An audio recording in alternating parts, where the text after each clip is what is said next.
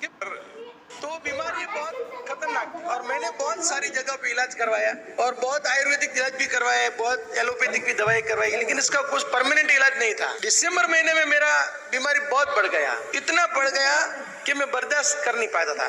मेरा पूरा फैमिली परेशान था, मेरी वाइफ परेशान थी। हमारे देश में ये धार्मिक मामला कुछ ऐसा बन गया है ना कि भाई हिंदू करे मुसलमान ना करे, मुसलमान करे हिंदू ना करे, આપણે આ પ્રોબ્લેમ થઈ ગયો હોય। કઈ એવો અમલાત કે આ તો મિયા ભાઈનું કામ છે, આપણું કામ નથી। સાધના કરો તો કે આ હિન્દુનું કામ છે, આ મુસ્લિમનું કામ નથી।